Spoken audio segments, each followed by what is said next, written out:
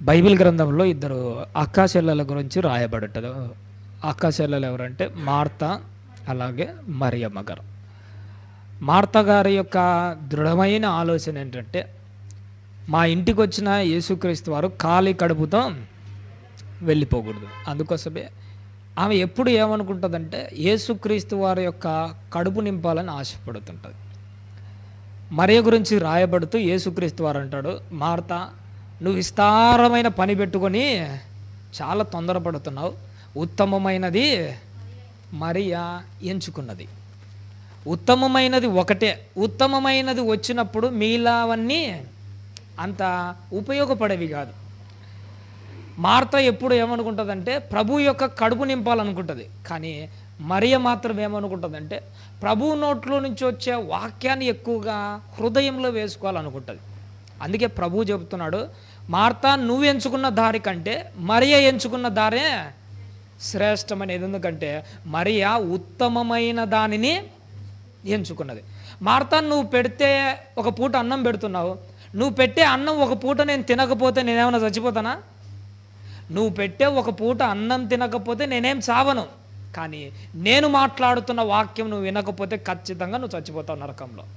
అందుకోసమే మరియ ఎలా అయితే ఉత్తమమైన దాన్ని ఎంచుకున్నదో, నువ్వు కూడా అలాగే ఉత్తమమైన దానిని ఎంచుకో. ఉత్తమమైనది వచ్చినప్పుడు మిగిలిన ఏ కార్యక్రమాలైనా కానీ, ఏ ఆలోచనలైనా కానీ మనం ఏం చేయాలి? పక్కన పెట్టాలి. ఆ ఉత్తమమైన వాక్యమే ఈరోజు మన మధ్యకు కూడా వచ్చింది. ఒకరోజు మరియ గారు ఎలా అయితే ఉత్తమమైనది ఎన్నుకున్నదో, వాక్యం ముందు కూర్చున్న మనం కూడా ఉత్తమమైన దాన్నే ఎన్నుకున్నాం. కాబట్టి ఈ వాక్యం ముందర కూర్చున్నప్పుడు మనం ఎలా ఉండాలంటే, చాలా శ్రద్ధగా, భక్తి శ్రద్ధలతో, ఆసక్తితో మనసు పెట్టి వాక్యం వింటూ మనసారా దేవుని గురించి ఆలోచన చేస్తూ ముందుకు సాగిపోవాలి. ప్రేమన దేవుని వాళ్ళ ఈరోజు బైబిల్ గ్రంథంలో నుంచి మన ఆత్మీయ జీవితాన్ని ఒక మెట్టు పైకెక్కించే మాటలు, విలువైన మాటలు మనము జ్ఞాపకం చేసుకుందాం. మనకు భారతదేశానికి ఉత్తరాన హిమాలయ పర్వతాలు ఉంటాయి. ఆ హిమాలయ పర్వతాలు, హిమాద్రి అని చాలా పర్వతాలు ఉంటాయి, చాలా ఎత్తులో ఉంటాయి. మంచు ఎక్కువ మంచుతో కప్పబడి ఉంటాయి. ఈ మధ్యకాలంలో మన భారతదేశంలో కాస్త భయం ఎత్తుకుంది మన వాళ్ళ. కారణం ఏంటంటే, ఈ మంచు శిఖలు లేదంటే ఈ మంచు గడ్డలు ఎండకు కరిగిపోయి సముద్రం మట్టం ఏమైపోతుందో తెలుసా? రోజు రోజుకు పెరిగిపోతుంది. ఇలా సముద్ర మట్టం పెరిగిపోవడంతో కరెక్ట్గా ఒక 25 ఏళ్లకు సుమారుగా ముంబై అనే ప్రాంతం సగం వరకు మునిగిపోయే ప్రమాదం ఉంది అంటున్నారు. ఎక్కడో ఉన్న హిమాలయ పర్వతాల్లో ఉన్న మంచు కరిగితే సముద్ర మట్టం పెరిగిపోతుంది. దేవుని వాక్యం వల్ల నీ మనసు పెరిగితే నీ హృదయాంతరంగంలో కూడా భక్తి ఏమైపోవాలి? అలే సముద్ర మట్టం పెరిగినట్టు అలా పెరుగుతూ రావాలి. అందుకే విలువైన వాక్యం నీ దగ్గరకు వచ్చినప్పుడు, ఆ మాటలు నీ గుండెలకు సూటిగా తగులుతున్నప్పుడు ఏం చేయాలంటే, మన మనస్సును ఏం చేసుకోవాలంటే కరిగించుకోవాలి. ఒకప్పుడు మనసు వెన్న అంటాడు. వెన్న అంటే కుదరదు. వెన్న చాలా లేట్గా కరుగుతుంది. ఐస్ క్రీమ్ కంటే చాలా చల్లగా ఉండాలి. మనం ఎంత వీలైతే అంత తొందరగా మన మనస్సును కరిగించుకోవాలి. లేకపోతే ఈ మనసు చాలా కఠినమైనది. ప్రేమన దేవుని వల్ల నిజంగా చాలా రోజుల నుంచి దీని గురించి ఆలోచన చేస్తున్నాను. ఐగుప్తులో ఉన్న ఫరో మనసు కాసింతసేపే కఠినం అయిపోయింది. మహా అంటే ఒక 10 ఏళ్ళు అయింటుంది వాడి కఠినము, ఒక 20 ఏళ్ళు, పోనీ ఒక 30 ఏళ్ళు. మన వాళ్ళను కొంతమందిని ఆలోచన చేస్తుంటే, చిన్ననాటి నుంచి వాక్యం వింటున్నా 60 ఏళ్ళు వచ్చినా కానీ మన మనసు చూసారా ఫరో గాని కంటే కఠినంగా ఉంటుంది. వాడికన్నా అప్పుడప్పుడు ఏదైనా ఒక మాట గట్టిగా తగిలినప్పుడు వెంటనే ఒక మాట అంటాడు, లేదు మీ వాళ్ళను తీసుకొని వెళ్ళిపో. వాడిలోనైనా ఉన్నట్టుండి అప్పుడప్పుడైనా చలనం వచ్చింది. మన వాళ్ళు ఎంత చేసినా చలనము రాదు. అంత కఠినం మనం. ఫరో హృదయము కంటే చాలా కఠినంగా ఉన్నాం.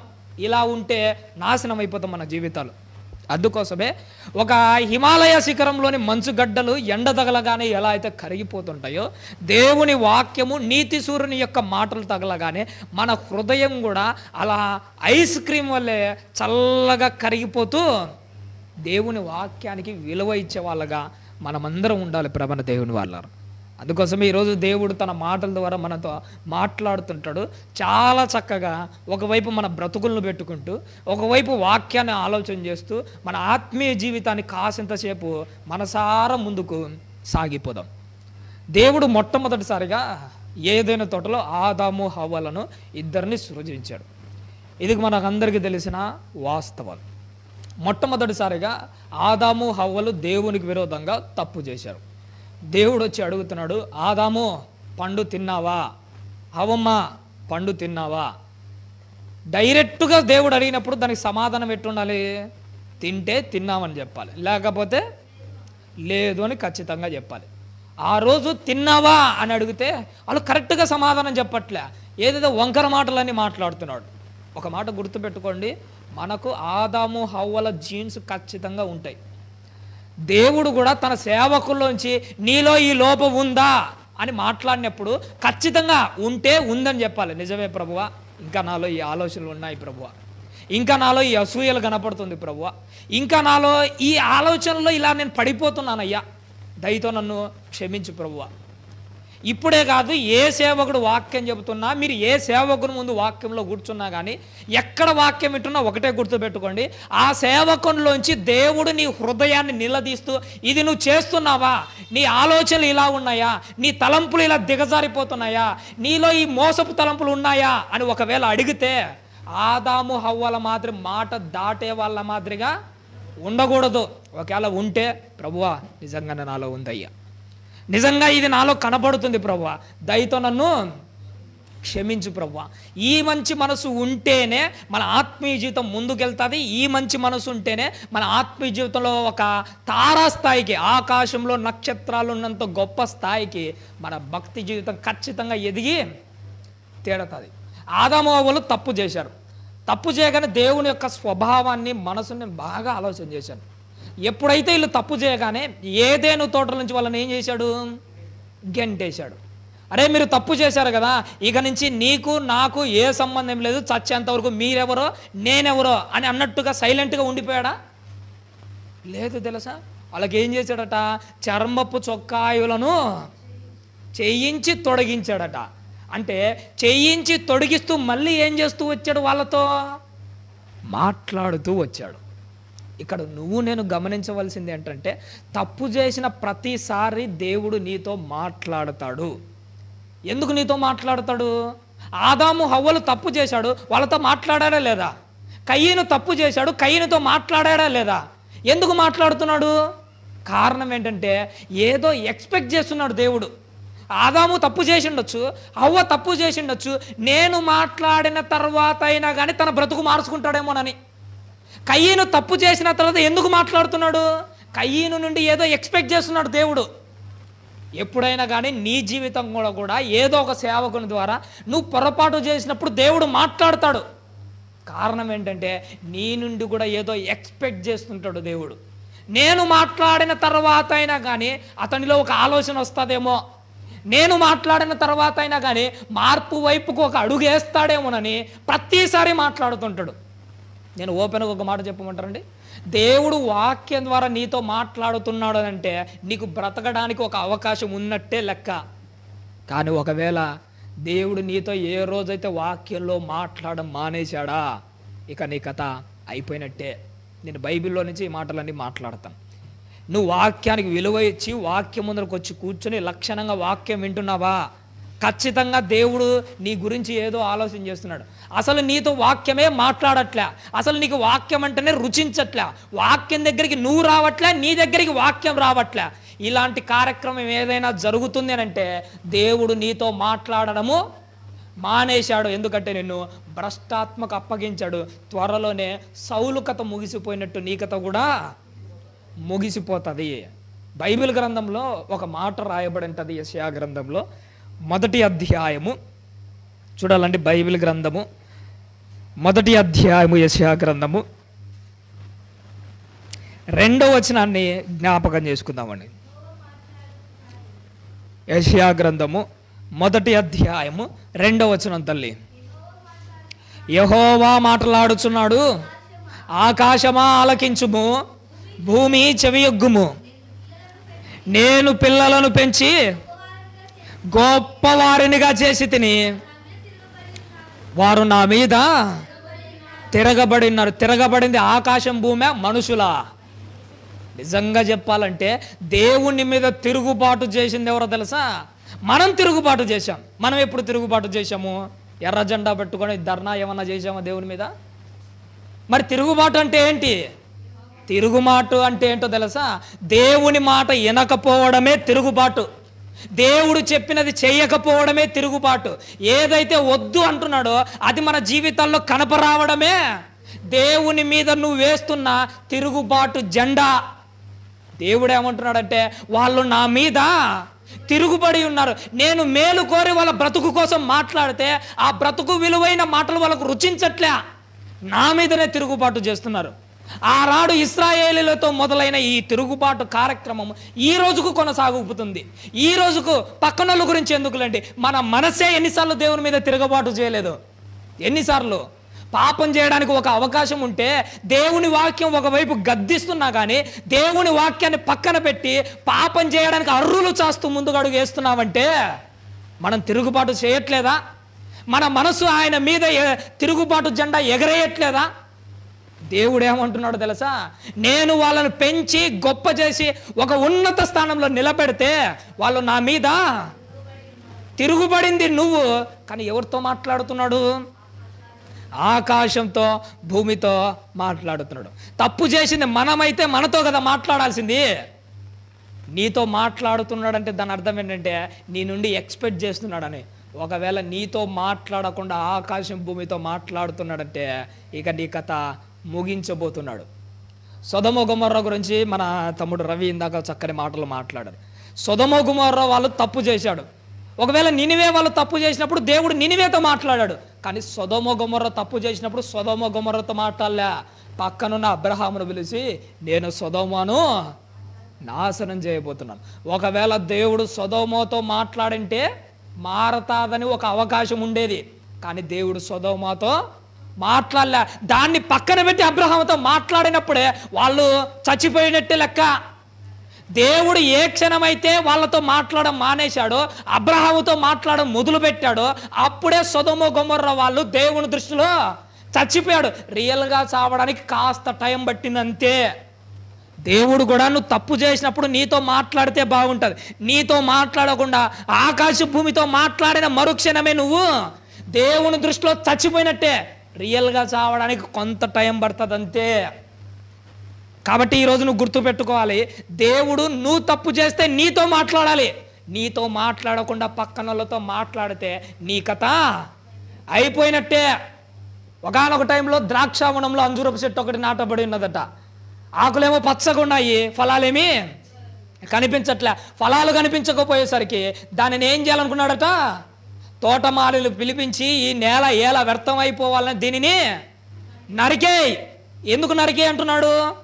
నీ గురించి నీతో మాట్లాడట్లే, ఆడ తోటమాలితో మాట్లాడుతున్నాడు. తోటమాలితో మాట్లాడినప్పుడే గుర్తుపెట్టుకో, నీ ముగింపు గడియలు దగ్గర పడినట్టే. నీ నా జీవిత కాలంలో ఒక్కసారి గుర్తుపెట్టుకోండి, వాక్యానికి దూరం అయిపోతున్నట్టు కాదు లెక్క ఇక్కడ. దేవుడు నీతో మాట్లాడట్లేదని కాదు ఇక్కడ లెక్క. నీతో మాట్లాడలేదు అని అంటే ఇంకెవరితోనో మాట్లాడుతుంటాడు.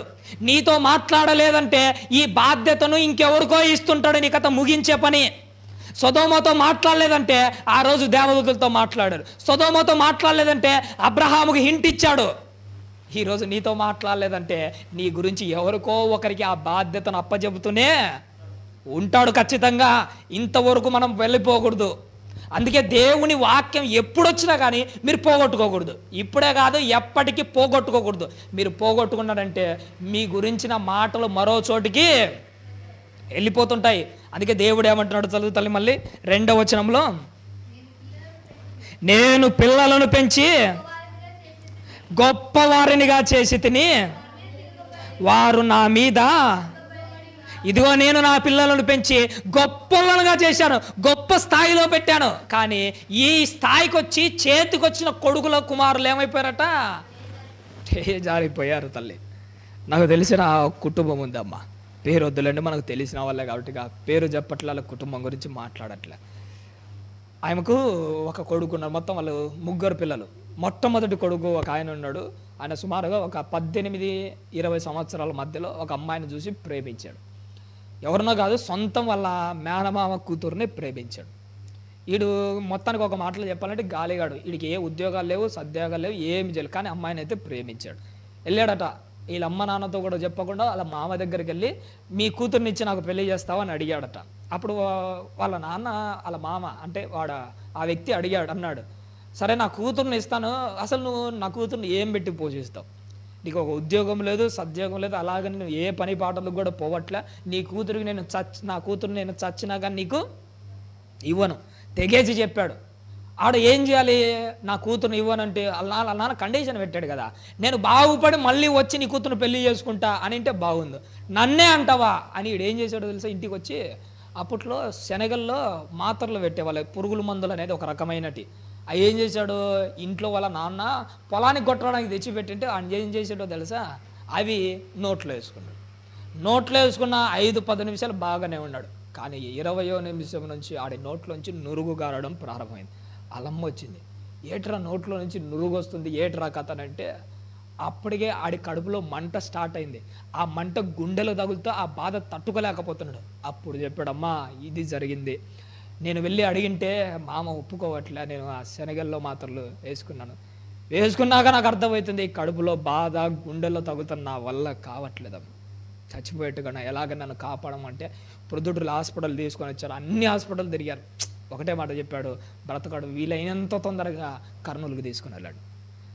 మన ప్రొద్దుటూరు నుంచి కర్నూలుకి వెళ్ళేటప్పుడు మధ్యలో కరెక్ట్గా నంద్యాల దాటిన తర్వాత ఇంకా పరిస్థితి చాలా విపరీతం అయిపోయిందట. వాళ్ళమ్మ ఒళ్ళో పడుకున్నాడు, ఒకవైపు ఆ నురుగంతా కారిపోతుంది. వాళ్ళమ్మను చూసి తొందరపడి నేను అలాంటి పని చేశానమ్మా, దయతో నన్ను క్షమించి ఎలాగైనా నన్ను కాపాడమ్మా అంటాడు. రే ఏం కాదురా, నేను ఎలాగైనా నేను కాపాడుకుంటారా, ఏం చేసైనా నేను కాపాడుకుంటారా అన్నది. కరెక్ట్గా నంద్యాల అలా దాటిందో లేదో కానీ ఉన్నట్టున్న వాళ్ళ అమ్మ ఒడిలోనే ఆడి ప్రాణము పోయింది, చచ్చిపోయాడు. ఇంటికి తీసుకొని వచ్చినాక వాళ్ళ అమ్మ ఏడుస్తుంది. వీడు పుట్టినప్పుడు పోయినా కానీ నేను ఇంత బాధపడేవాడిని కాదు, చేతికి వచ్చిన కొడుకు నా భవిష్యత్ అంతా చూసుకుంటాడు, ఇది మీద ఎన్నో కలలు కంటే చేతికి వచ్చిన కొడుకు ఇలా చచ్చిపోయాడు ఏటరా అని వాళ్ళ అమ్మాయి ఏడ్చిన ఏడుపులు నేను ఇప్పటికే జ్ఞాపకం పెట్టుకుని ఉంటాను. ఇది ఎందుకు చెబుతున్నా తెలుసా? చేతికి వచ్చిన కొడుకు చచ్చిపోతే ఎవరికైనా బాధ కలుగుతుంది. నువ్వు బాప్తీసం తీసుకోకముందు ఒకప్పుడు లోకల్లో ఉండి భక్తిగా బ్రతకక చచ్చిపోయినా పెద్దగా బాధ ఉండదు. బాప్తీసం తీసుకొని వాక్యాలు నేర్చుకుంటూ ఒక స్థాయికి వస్తూ భక్తిలో ఎదుగుతూ ఒక ఉన్నతమైన స్థాయికి వచ్చి అక్కడి నుంచి పడిపోయావు అనుకో, అప్పుడు దేవుడు నీ గురించి ఏమన్నాడు తెలుసా? నేను కుమారులను పెంచి గొప్ప స్థాయిలో నిలబెట్టాను, వాడు నా మీద తిరుగుబాటు చేసి ఆడి జీవితాన్ని నాశనం చేసుకున్నాడని మాత్రం నీ గురించి నా గురించి ఎప్పటికీ చెప్పకూడదు దేవుడు. ఎందుకంటే ఆ బాధ తట్టుకోలేడు. మొదట్లో నువ్వు పడిపోయింటే దేవుళ్ళకి రాకముందే నువ్వు పడిపోయి చచ్చిపోయినా కానీ పెద్దగా పట్టించుకోడు, పెద్దగా ఫీల్ కావడు. చేతికి వచ్చిన కొడుకు నువ్వే పోతే ఎలా? చేతికి వచ్చిన వాళ్ళు మిగతా వాళ్ళు పోయినాక పర్లేదు, కానీ మీరు మాత్రం పోకూడదు. ఒక కుమ్మరి పచ్చి మట్టితో ఏం చేస్తున్నాడంటే కుండను తయారు చేస్తున్నాడు. పచ్చి మట్టితో కుండను చేసేటప్పుడు సార మీద ఎన్నిసార్లు పడిపోనిలే, తీస్తాడు, మళ్ళీ సార మీద పెడతాడు, తయారు చేస్తుంటాడు. పెద్దగా ఫీల్ ఏం కావాడు. 10 సార్లు వండి 100 సార్లు వండి, ఎందుకంటే మట్టి పచ్చిగా ఉంది. పచ్చిగా ఉన్నప్పుడు ఎన్నిసార్లు అయినా కుండ చేయడానికి అవకాశం ఉంటుంది, పెద్దగా ఫీల్ కావాడు. అదే కుండ బాగా తయారు చేసిన తర్వాత కుండ మీద కుండ పెట్టి ఎండబెడుతుంటారు చూసినారా? ఎండబెట్టిన తర్వాత నెల రోజుల తర్వాత పైన పెట్టిన కుండ ఏదో గాలికో ఏదో ఒక పక్షి తగిలి పైనుంచి కింద పడి పగిలిపోయింది అనుకోండి. ఇప్పుడు ఆ కుండ యజమాని ఫీలింగ్ ఎలా ఉంటుందో తెలుసా? అరే ఇది సార మీద పచ్చిగా ఉన్నప్పుడు ఇలా పగిలిపోయింటే మళ్ళీ కట్టడానికి ఉండేది, అవకాశం ఉండేది. కానీ ఇప్పుడు ఇది ఒక ఉన్నతమైన స్థాయికి వచ్చిన తర్వాత అంత బాగుంది అనుకొని చేతికి వచ్చిన కుండనే చేజారిపోయింది. చేతికి వచ్చిన కుండ చేజారిపోతే ఆ యజమానుడు ఎలా అయితే బాధపడతాడో నిన్ను బట్టి నన్ను బట్టి కూడా అలానే బాధపడుతున్నాడు ఈ క్షణంలో. మొదట్లో ఇప్పుడు మీరు చక్కగా వాక్యాలను నేర్చుకుంటున్నారు, భవిష్యత్తులో మీరు కూడా గొప్ప స్థాయికి వస్తారు, గొప్ప సేవకులు అవుతారు. ఒక ఉన్నతమైన స్థాయిలో నిలబడినప్పుడు ఓటుకుండా పగిలిపోయినట్టు మీరు పగిలిపోకూడదు. ఎంతోమందికి మీ జీవితాలు మార్గదర్శకం కావాలి. నువ్వు చచ్చేలోపు నువ్వు చెప్పే మాటలు బట్టి మారిన వాళ్ళు కాదు, నీ బ్రతుకును బట్టి మారిన వాళ్ళు ఎక్కువ మంది ఉండాలి. నీ బ్రతుకును బట్టి మారిన వాడే స్థిరమైన గింజ. మాట్లాడే మాటలు బట్టి మారితే మారుతారు, లేకపోతే లేదు. తిమోతి అంత గట్టిగా నిలబడడానికి కారణం ఏంటనుకున్నారు? పౌలు చెప్పిన మాటలు బట్టి మారినోడు కాదు, పౌలు బ్రతుకును బట్టి చూసి మారినోడు. నీ బ్రతుకును బట్టి చూసి మారినోళ్ళను, నీ బ్రతుకును బట్టి నువ్వు నిలబెట్టిన వాడును ఎప్పటికీ వాడు నిలబడతాడు. అందుకోసమే నోటి ద్వారా చెప్పే వాక్యాల కంటే మన బ్రతుకుల ద్వారా చెప్పే వాక్యాలు ఎక్కువగా ఉండాలి. మన బ్రతుకు ద్వారా చెప్పిన వాక్యాలతో నిలబడినోడు మాత్రం వాడు చచ్చేంత వరకు ఉంటాడు. అందుకోసమే మన బ్రతుకుల ద్వారా నిలబెట్టడానికి ట్రై చేద్దాం. కానీ నువ్వు మాత్రం ఒక స్థాయికి వచ్చినప్పుడు ఎప్పటికీ పడిపోకు. దేవుడు ఏమంటున్నాడు, నేను పిల్లలను పెంచి గొప్పవారినిగా చేసి తిని వారు నా మీద తిరగబడి ఉన్నారు. ఎద్దు తన కామందు నెరుగును, గాడిద తన సొంత వాని దొడ్డి తెలుసుకొను అంటున్నాడు. చూశాడా?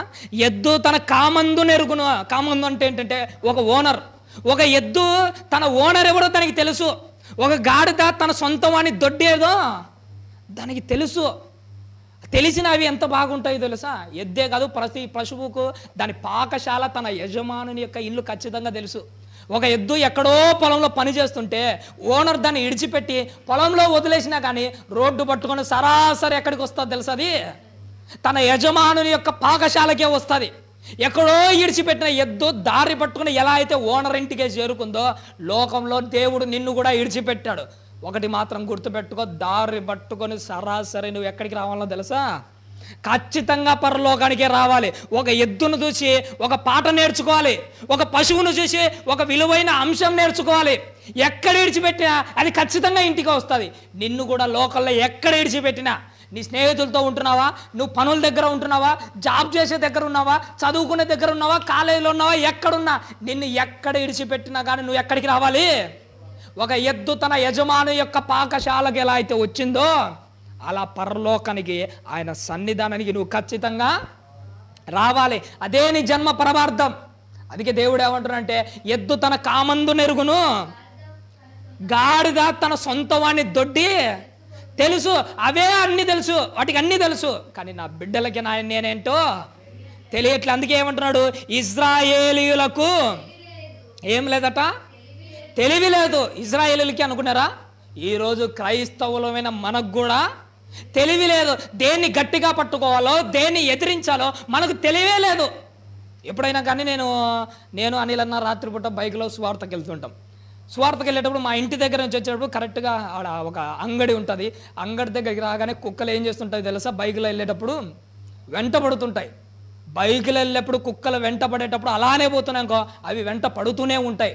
ఒక్కసారి ఆపి ఎదిరించి చూస్తే వెంటబడే కుక్క ఆగి తన మాట వెనక్కి తిరిగి మళ్ళీ వెనక్కి వెళ్ళిపోతుంది. ఇది నీకు అర్థమైతే బైక్లో వెళ్ళేటప్పుడు కుక్క వెంట పడుతూ ఉంటుంది. దాన్ని ఎప్పుడైతే ఎదిరిస్తే అది నీ వైపు కూడా రావడానికి భయపడుతుంది. పాపం కూడా ఎలాంటిదంటే తరిమే కుక్క లాంటిదే. నువ్వు పరిగెడుతుంటే అది ఎంతకాలమైనా తరుముతూనే ఉంటుంది. ఒక్కసారి ఎదిరించి చూడండి. ఎందుకు నేను ఈ తప్పు చేయాలి, ఎందుకు ఈ విషయంలో పడిపోయాలి, ఎందుకు నా చూపులు ఇలా తప్పిపోవాలి, ఎందుకు నేను ఇలా ఉండాలి, ఒక్కసారి ఎదిరించి చూడండి. బైకులో వెళ్ళేటప్పుడు కుక్కని ఎదిరిస్తే ఎలా అయితే అది వెనకడిగేసిపోతుందో, దేవుని వాక్యాన్ని హృదయంలో పెట్టుకొని ఒక్కసారి పాపాన్ని ఎదిరించండి. బైబిల్లో దేవుడు అంటాడు, దుష్టుని ఏం చేయాలి?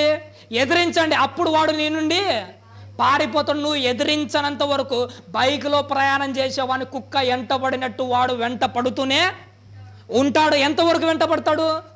ఈ కుక్క అన్నా కానీ దానికంటూ ఒక ప్లేస్ ఉంటుంది. ఒక 10 మీటర్ల 20 మీటర్ల అంతవరకే వెంట పడుతుంది. కానీ అపవాది ఎలాంటి వాడో తెలుసా? నువ్వు చచ్చేంత వరకు వెంట పడుతూనే ఉంటాడు. వాని టార్చర్ మనం భరించలేం. అందుకోసమే దాన్ని నువ్వేం చేయాలట? ఎదిరించు.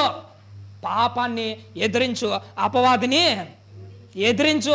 అలా ఉంటేనే నీ జీవితం, నా జీవితం చక్కగా బాగుంటుంది. ఎందుకంటే ఇశ్రాయేలులకు తెలివి లేదు, కానీ నీకు మాత్రం తెలివి ఉండాలి. పాపం వెంట పరిగెత్తడం కాదు, పాపాన్ని చూసి పరిగెత్తడం కాదు, పాపాన్ని ఎదిరించడము తెలుసుకున్నవాడే క్రైస్తవుడు తెలివిగా ప్రవర్తించినట్టు.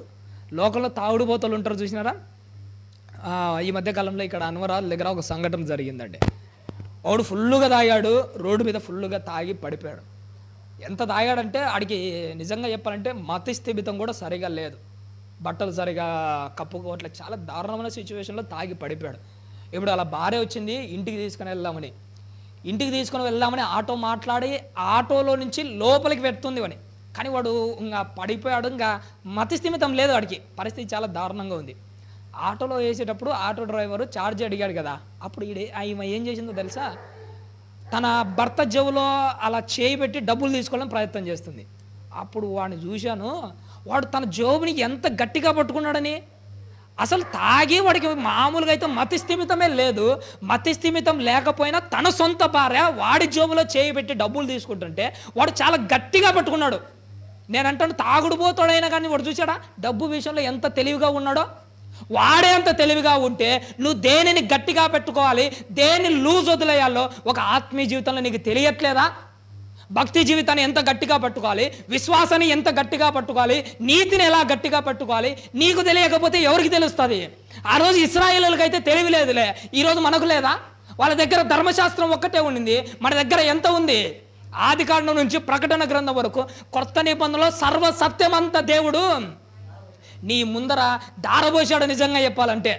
అలాంటిది ఇంత పెట్టుకొని ఇంకా మన జీవితాలు ఏంటి? ఉదయం నేను బొల్లారంలో కూడా మాట్లాడాను, ఇంత పెట్టుకొని మనం ఎంత సంపాదించుకోవాలి? సొలొమోను గారు ఉన్నారు చూసారా, సొలొమోను గారు దేవుని దగ్గర మొరపెట్టాడు, ప్రభువా నాకు జ్ఞానము దయచేయి ప్రభువా. మొరపెట్టిన మొరను ఆలకించి దేవుడు అతనికి ఏమిచ్చాడు? జ్ఞానాన్ని ఇచ్చాడు, సంపూర్ణంగా ప్రసాదించాడు. కానీ సంపూర్ణమైన జ్ఞానం ప్రసాదించిన తర్వాత ఆ ఒక్కటే ఆగిపోయాడు సొలొమోను గారు.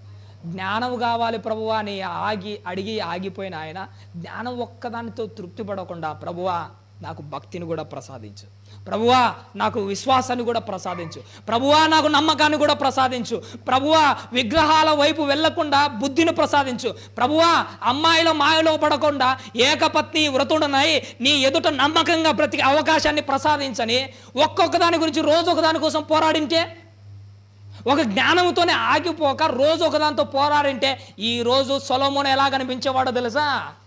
ఒక రేంజ్లో కనపడేవాడు. దేవుని దగ్గర నువ్వు కూడా ఒకటి అడిగి అంతటితో ఆగిపోకు, ఒక్కదానితో తృప్తి పడకు. దేవుని దగ్గర ఒక్కదానితో తృప్తి పడితే కాదు. సొలొమోను ఒక్కదానితో తృప్తి పడి ఆగిపోయాడు కాబట్టిగా మరో స్టెప్ ముందుకు పడలేకపోయింది. నీ జీవితంలో కూడా జ్ఞానం అడుగు, జ్ఞానంతో తృప్తి పడాకు. భక్తిని అడుగు, భక్తితో తృప్తి పడాకు. నీతిని అడుగు, దానితో తృప్తి పడాకు. విశ్వాసాన్ని అడుగు, దానితో తృప్తి పడాకు. నువ్వు చచ్చేంత వరకు దేవుణ్ణి అడుగుతూనే ఉండు, పట్టు వదలకుండా అడుగుతుండే అనాలి. యాకోబు గారు దేవునితో ఎన్నిసార్లు పట్టు వదలకుండా పోరాడాడు? ఎన్నిసార్లు? ఒక్కసారే పోరాడాడు. కానీ నీ జీవిత కాలంలో ప్రతిరోజు ఎట్టుండాలో తెలుసా? ఒక యాకోబు మాదిరి పోరాడుతూనే ఉండాలి. యాకోబన్న ఒక్కసారి పోరాడి వదిలేశాడు, కానీ దేవుణ్ణి అడిగేటప్పుడు ప్రతిరోజు నిన్ను చూస్తే ప్రతిరోజు దేవునికి ఒక యాకోబే గుర్తుకు రావాలి. నిన్న ఒక యాకోబే, ఈ రోజు ఒక యాకోబే, రేపు ఒక యాకోబే. ఎన్నిసార్లు పోరాడతారా ఈడు అనుకోవాలి. నువ్వు పోరాటం చూసి దేవునికి ఈయన పోరాటం కంటే ఈయనకి ఇవ్వడమే మంచిదే. ఒక విధవరాలు అన్యాయస్తుడైన ఆ న్యాయపతి దగ్గర ఎలా పోరాడుతూ వచ్చింది? ఒక రోజుతో వదిలేసిందా? లేదు పో మరి నేను నీ కథ రేపు చూద్దాను పో అంటే, సరేలే పట్టించుకోవట్లేదు వదిలేసి వారం తర్వాత ఏమైనా పోయిందా? లేదు. రేపంటే రేపు వస్తుంది, మన్నాడు రాపంటే మన్నాడు వస్తుంది. 10 రోజులు ఆగి రాపంటే 10 రోజులు ఆగి వస్తుంది. ఎంతకాలం వస్తుంది? నువ్వు నాకు న్యాయం తీర్చేంత వరకు నేను వస్తూనే ఉంటా. దేవుడు కూడా ఈరోజు నువ్వు అడుగు, ఇవ్వకపోతే రేపు అడుగు, ఇవ్వకపోతే మన్నాడు అడుగు, మన్నాడు ఇవ్వకపోతే 10 రోజులు అడుగుతూనే ఉండు. అప్పటికి ఇవ్వలేదా? నువ్వు చచ్చేంత వరకు అడుగుతూనే ఉండు. నీవు దేవుని దగ్గర నుంచి సంపాదించుకోవడానికి నువ్వు వెనకడుగు వెయ్యకూడదు. చచ్చేంత వరకు దేవుని దగ్గర సంపాదిస్తూనే ఉండాలి. ఎందుకంటే ఆ రోజు ఇశ్రాయేలులకు తెలివి లేదు, కానీ నీకుండాలి తెలివి. ఏది అడగాలి, ఎంతసేపు అడగాలి, ఎలా పట్టుబట్టి అడగాలి, అనుకున్నది సాధించేంతవరకు ఎలా పోరాడాలి, తెలివిగా అడగాలని చెప్పాను కదా. ఎప్పుడైనా మీకు తెలుసో లేదో కానీ మన ఇంట్లో మన అక్క కానీ మన చెల్లెలు ఉంటుంది చూసినా, పెళ్లి చేసి వాళ్ళ అత్తగారింటికి పంపిస్తాం. ఎప్పుడో పండగకో ఏదో సిచ్యువేషన్ బట్టి మన అక్క కానీ మన చెల్లి కానీ తిరిగి మన ఇంటికి వస్తుంది. ఇంటికి వచ్చి పండగ అంతా అయిపోయిన తర్వాత మన అక్క ఖాళీ చేతుల్లో మళ్ళీ వాళ్ళ అత్తగారింటికి పోతుందా? మీకు తెలుసో లేదో కానీ నాకు బాగా తెలుసు. వచ్చిన అక్క ఖాళీ చేతులతో మళ్ళీ తన అత్తగారింటికి ఏ రోజు పోదు, ఏదో ఒకటి పట్టుకొని పోతుంది. అది చిన్నదైనా కానీ ఏం చేస్తుంది? తీసుకొని పోతుంది. అవి చూసినప్పుడల్లా నాకు అనిపిస్తుంటుంది, ఒక ఇంటిలో ఉన్న మన అక్కే చెల్లె తన అత్తగారింటికి పోయేటప్పుడు ఖాళీ చేతుల్లో ఎలా అయితే పోగలేదో, మోకాళ్ళు వేసిన ప్రతిసారి నువ్వు ఖాళీ చేతులతో వెనక్కి అడుగు వెయ్యాకు. దేవుని మందిరానికి పోయిన ప్రతిసారి ఖాళీ చేతులతో ఎన్నికిపోవాకు. ఎలాగైనా కానీ ఏదో ఒకటన్నా సాధించుకో. లోకల్లో డబ్బు గురించి చెప్పమంటారండి. 1,00,000 రూపాయలు టార్గెట్ పెట్టావు అనుకో, చేతనైతే 1,00,000 రూపాయలు సంపాదించుకో. అది కాకపోతే 10,000తో తిరిగి ఎన్నికి వెళ్ళిపో. 10,000 కూడా కాకపోతే 1,000 రూపాయలైనా తీసుకొని పోవాల్సిందే. ఇది డబ్బు కోసం కావట్లే. దేవుని దగ్గర నువ్వు ఇంత పెద్దది ఆత్మీయమైనది అడుగు, దాంతో తృప్తి పడాకు. ఒకవేళ అది ఇవ్వలేదా, దానికంటే కొద్దిగా తక్కువైనా పర్లేదు, తీసుకొనే పో. అది కూడా కాలేదా, ఇంకోస్త తక్కువైనా పర్లేదు, తీసుకొనే పో. ఏదో ఒకటే తీసుకోవాలి. అలా ఉండాలి మనం దేవుని దగ్గర. మీరు ఎలా పోరాడుతున్నారు దేవుని దగ్గర? దేవుని దగ్గర జ్ఞానం కోసం ఎలా పోరాడుతున్నాడు, ఆత్మీయ జీవితం కోసం ఎలా పోరాడుతున్నాడు? మీలో ఒక సొలొమోను నాకైతే కనిపించట్లే. సొలొమోను కనిపించిన ప్రతి ఒక్కరు ఎట్టుంటారో తెలుసా? ప్రతిరోజు జ్ఞానంలో అభివృద్ధి చెందుతూనే ఉంటారు. అడగాలి, పట్టు వదలకు అడగాలి. మీరు అడుగుతున్నారు లేదా కానీ ఇప్పటికీ నేను అడుగుతా, నేను ఓపెన్గానే చెప్తాను. ప్రతిరోజు మోకాలేసిన ప్రతిసారి, దేవా ఇంత చిన్న వయసులో ఒక సేవకునిగా నిలబెట్టావు, నిలబెట్టిన నేను నీ పిల్లలకు ఇంత విలువైన వాక్యాన్ని ప్రకటించడానికి నాకు జ్ఞానము లేదు. నిజంగానే అడుగుతా, ఈ రోజుకు అడుగుతా, ప్రతిరోజు అడుగుతా, ప్రతిరోజు పోరాడుతూనే ఉంటాను. నేను నాకు ఖచ్చితంగా ఇవ్వాల్సిందే. నేనే కాదు, మీరు పోరాడాలి. పోరాడితేనే దేవుని దగ్గర సాధించుకోగలం. ఎంత పోరాడితే అంత దేవుడు ఇస్తాడు. ఇవ్వకుండా అడిగిపోతాడు? దేవుడు అడిగిన వాళ్ళకందరికీ ఇవ్వకుండా పోయేంత ఆయన చెయ్యి అంత కురుచి అయిపోయిందా? పోనీ ఇవ్వలేనంత పేదవాడైపోయాడు దేవుడు. సర్వసంపన్నుడు, సర్వోన్నతుడు, సకల ఐశ్వర్యాలకు అధిపతి. అలాంటి ఆయన దేవుని దగ్గర సకలం ఉన్నప్పుడు పోరాడి సంపాదించుకోవాలి కదా. ఆకాశ పక్షులను, భూజంతువులను చూసి మనం సిగ్గు తెచ్చుకోవాలి. ఒక మాటలో చెప్పాలంటే, ఎందుకు? అవి దేవుని చేతుల్లో నుంచి తమకు కావలసిన ఆహారాన్ని ఏం చేసుకుంటాయట? సంపాదించుకుంటాయట. దేవుని చేతుల్లో నుంచి అవి ఆహారం సంపాదించుకుంటే నువ్వేం సంపాదించుకుంటున్నావు? జ్ఞానాన్ని సంపాదించుకున్నావా? భక్తిని సంపాదించుకున్నావా? నీతిని సంపాదించుకున్నావా? ఏం సంపాదించుకుంటున్నావు దేవుని దగ్గర నుంచి? ఏదో ఒకటి సంపాదించుకో. ఖాళీ చేతులతో ప్రార్థన ముగించకండి. ఖచ్చితంగా ఏదో ఒకటి సంపాదించుకోవాలి. ప్రభన దేవుని వల్ల ఉన్నతంగా ఉండాలి, భక్తి జీవితంలో ఉండాలి. ఇలా ఒకవేళ లేకపోతే దేవుడున్న లోకానికి మనం అర్హత సాధించలేం. ఓపెన్గా చెప్పమంటారండి, మనం ఇలాంటి బ్రతుకుతూ పరలోకానికి పోవడం అంటే చాలా కష్టం, అసాధ్యం అవుతూ ఉంటుంది. దేవుని దగ్గర సంపూర్ణతమైన స్థాయిలోకి వెళ్ళినప్పుడే పరలోకానికి వెళ్తాం. బైబిల్లో ప్రసంగి గ్రంథంలో దృఢంగా ఒక మాట చెబుతున్నాడు దేవుడు. బైబిల్ ఉన్న వాళ్ళందరూ 1వ అధ్యాయము, ప్రసంగి గ్రంథం 1వ అధ్యాయము 15వ వచనాన్ని ఒకసారి జ్ఞాపకం చేసుకుందామండి.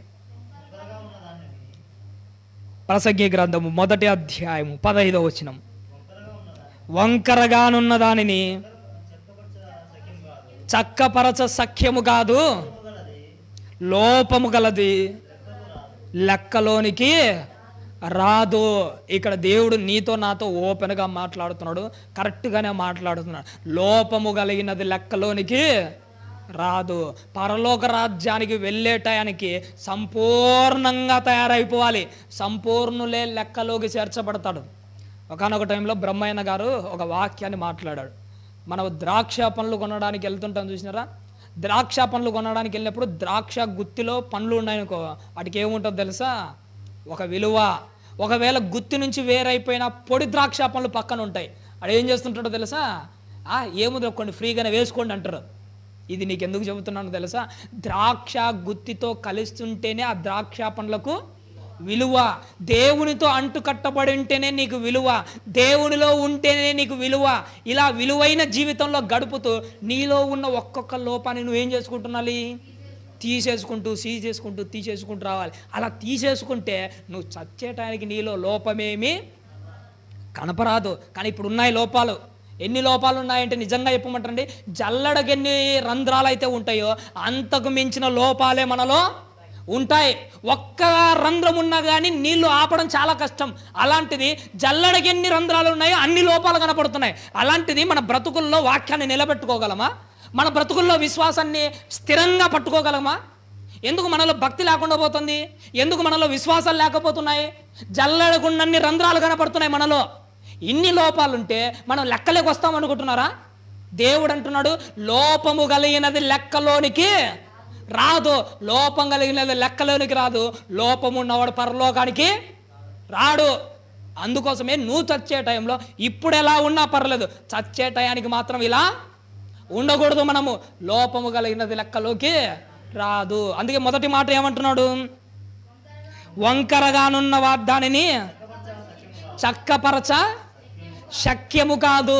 ఎందుకంటే వంకరగా ఉన్న వాటిని చక్కపరచ శక్యము కాదు. కొన్ని అంతే. కుక్కతోక వంకర అంటుంటారు. ఎంత చేస్తే అది చక్కపరచడం శక్యం అవుతుందా?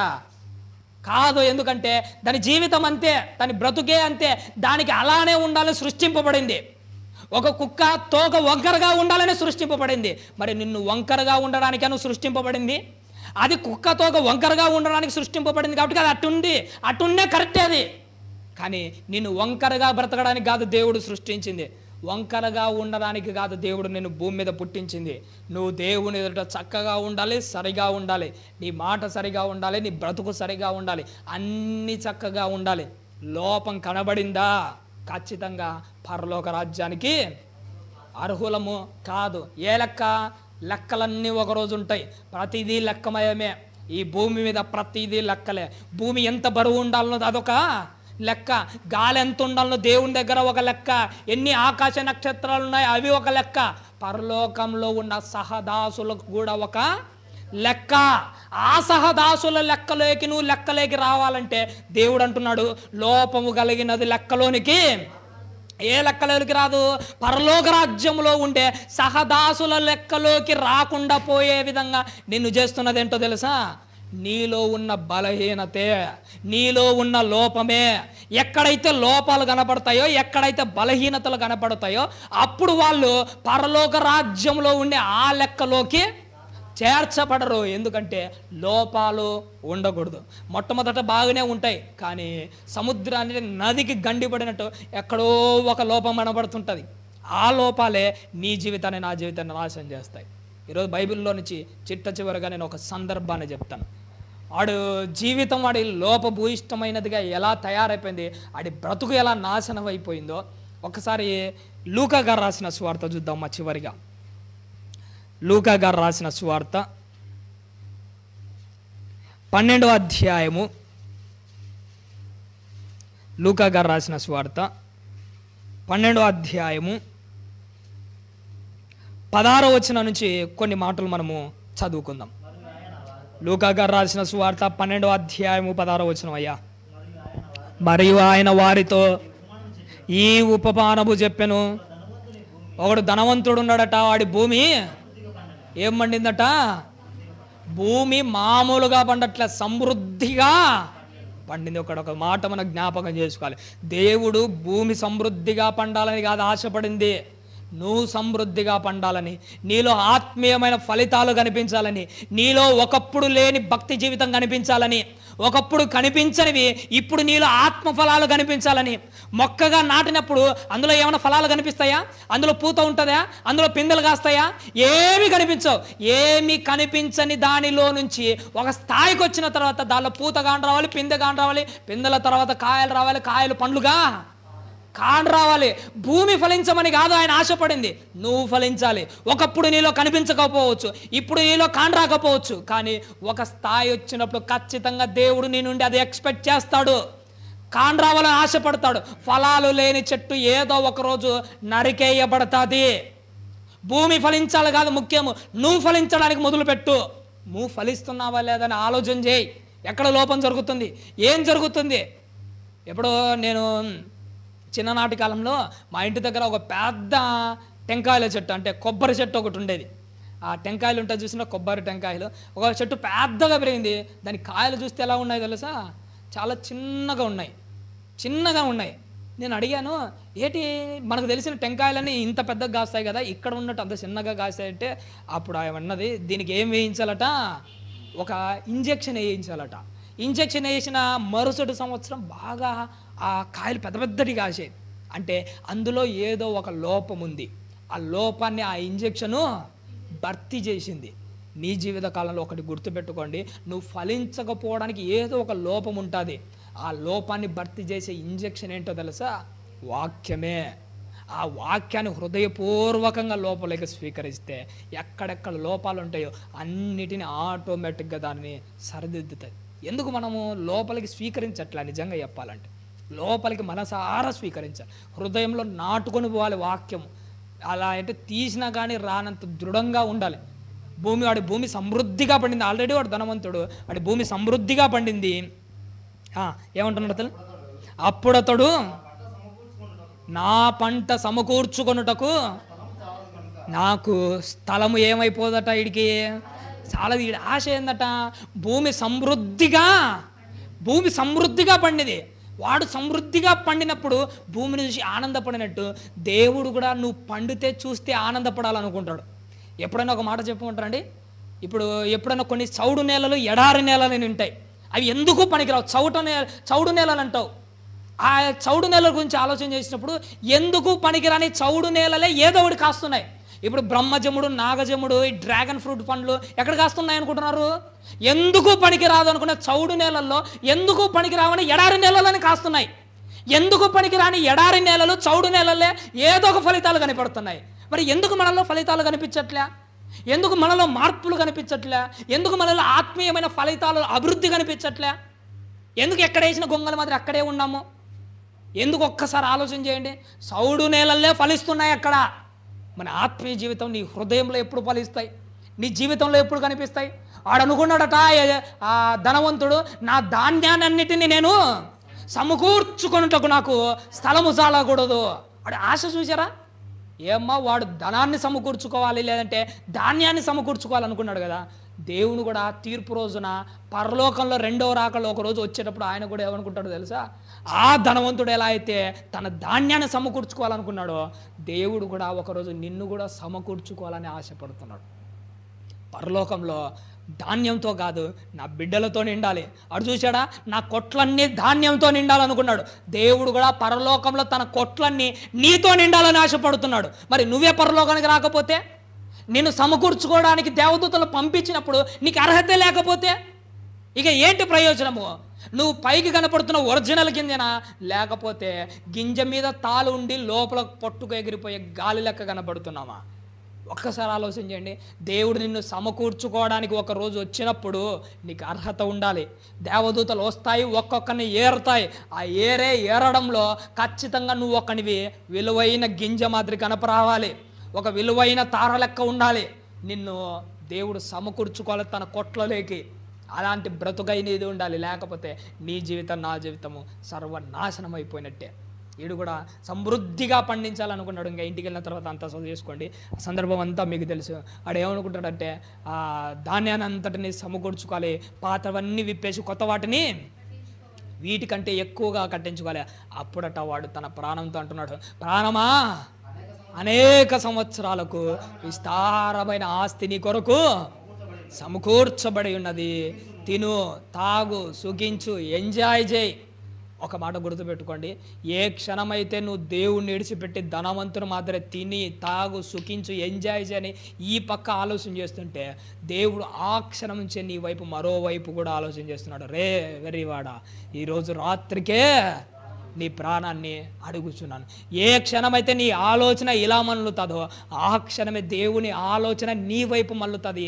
ఈయన వల్ల నేల ఎలా వ్యర్థమై పోవలను, వీడి కథ ముగిద్దాం, అయిపోతుంది. లోకమంతా సంపాదించుకొని నీ ప్రాణాన్ని పోగొట్టుకుంటే ఏంటి ప్రయోజనం చెప్పండి? ఏం ప్రయోజనం? మీకు తెలుసో లేదో కానీ మొట్టమొదటిసారిగా నాకు కూడా ఒకప్పుడు గొప్ప ఆలోచన ఉండేది, ఎలాగైనా గవర్నమెంట్ జాబ్ తెచ్చుకోవాలని. లక్షణంగా దేవుని దయతో గవర్నమెంట్ జాబ్ తెచ్చుకున్నాను. మొట్టమొదటి రోజు కమలాపురానికి డ్యూటీకి పోయింటే ఆ ఆనందము నాదిలో చాలాసేపు ఏం లేదు. సరే కదా, ఊర్లో అందరికంటే మొట్టమొదట నేనే గవర్నమెంట్ జాబ్ తెచ్చుకున్నాను.